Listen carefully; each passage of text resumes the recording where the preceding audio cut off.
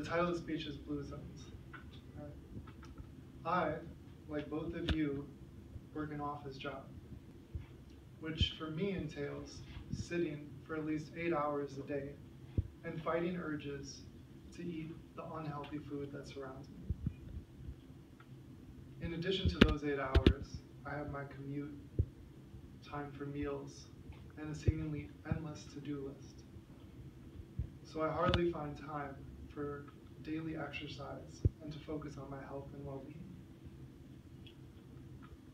But let's go beyond just me. Let's look at what some of the researchers have found about the modern American diet.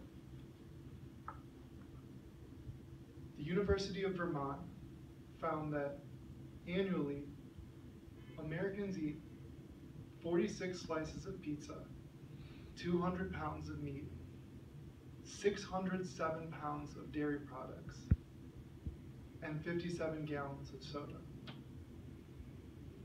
which equates to roughly 8,000 teaspoons of added sugar and 79 pounds of fat. As a nation, we eat 4.5 billion pounds of fries and 2 billion pounds of chips every year. Coupled with that, the Center for Disease Control says that fewer than 50% of Americans get their daily physical exercise that they have in their guidelines. There are ways, however, that we can live a health-conscious lifestyle, and I'd like to describe that for both of you today.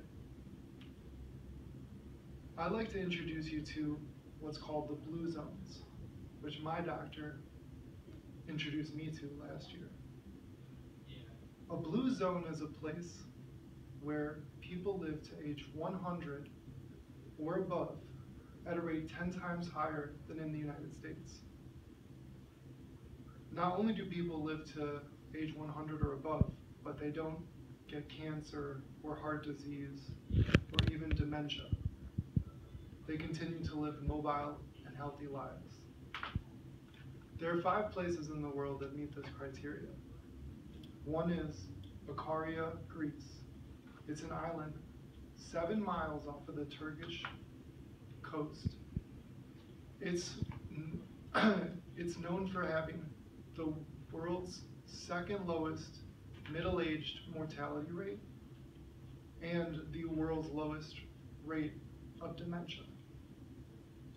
Another is Okinawa, Japan, which is known for having the world's longest-lived women's population. A third is Agliastra, Sardinia.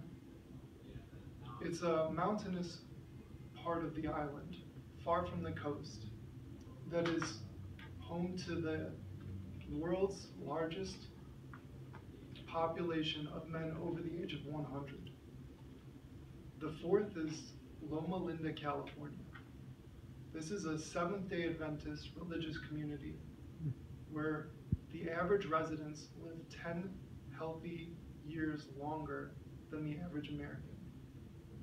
And finally, there's the Nicoya Peninsula in Costa Rica, which has the world's lowest middle-age mortality rate and the second highest concentration of men over the age of 100.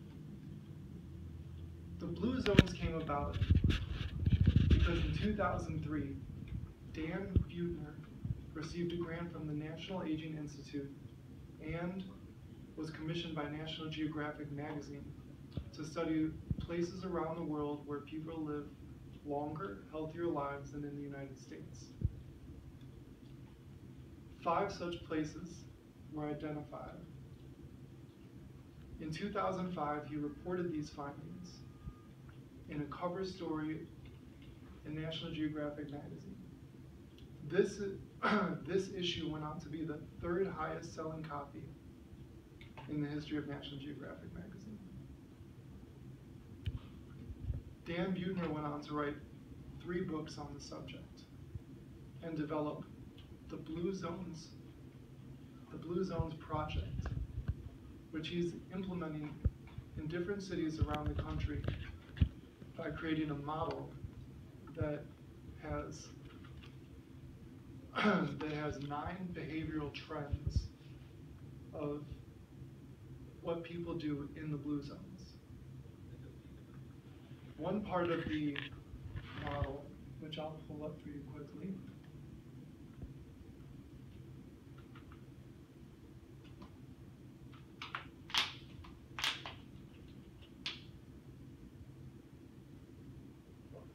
is called Move Naturally.